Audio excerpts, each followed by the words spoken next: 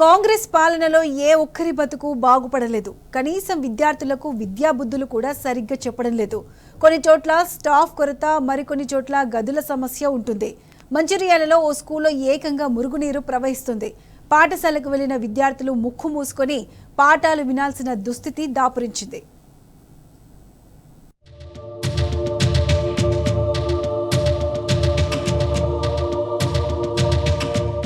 రేవంత్ ఏలుబడిలో ఏ ఒక్క వర్గం సంతోషంగా లేదు. కర్షకులు, కార్మికులు, ఉద్యోగులు, ఉపాధ్యాయులు, చివరికి విద్యార్థులు ఆగ్రహంతో ఉన్నారు. ఏ ఒక్కరిని కదిలించినా గోడు వెళ్లబోసుకుంటున్నారు. తమ బతుకులు ఏమాత్రం మారలేదని అంటున్నారు. మార్పు మార్పు అనే రేవంత్ రెడ్డి తమను ఏమార్చారని మండిపడుతున్నారు.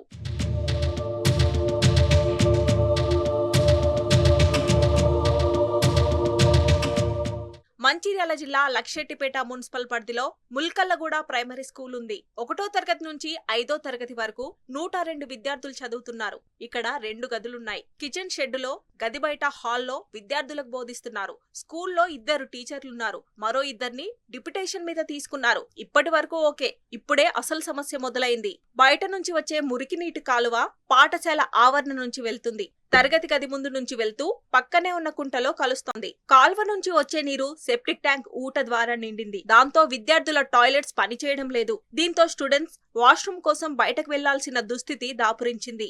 గర్ల్స్ టాయిలెట్ ఒకటే పనిచేస్తోంది. దాంతో మిగతా విద్యార్థినులు ఎదురు చూడాల్సిన పరిస్థితి ఏర్పడింది.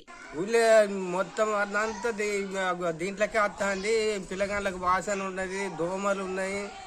వేరే పక్క నుంచి నాలు తీసి ఆ కుంటలు వాడగొట్టాలి. దీంట్లోకి వెళ్ళి బాగా ఇబ్బంది బాగున్నది.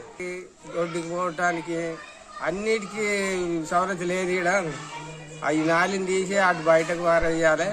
పారేస్తే బాగుంటుంది. పాఠశాల ఆవరణలో బోరుంది. ఆ బోర్ నుంచి వాష్ ఏరియాకు నీళ్లు రావడం లేదు. దీంతో పక్కన గల బోరింగ్ ఏరియాకు వెళ్లాల్సి వస్తోంది. సంవత్సరం నుంచి ఇబ్బందులు పడుతున్నామని విద్యార్థులు చెబుతున్నారు. స్టూడెంట్స్ సమస్యలను ప్రభుత్వ పెద్దలు పట్టించుకోవడం లేదని పేరెంట్స్ ఆగ్రహం వ్యక్తం చేశారు.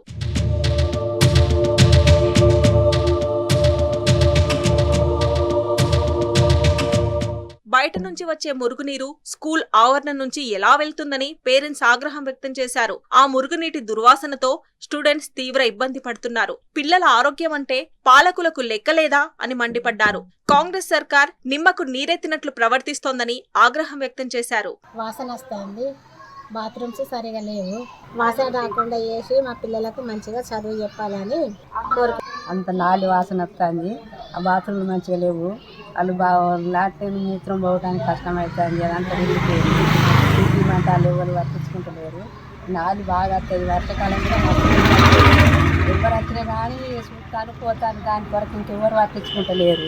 విద్యార్థులు భావి భారత పౌరులు, నవభారత నిర్మాతలు. అలాంటి వారి పట్ల పాలకులు నిర్లక్ష్యంగా వ్యవహరించారు. స్కూల్ నుంచి మురుగునీటి కాలువ వెళ్తున్నా సోయి లేనట్లు లేదు.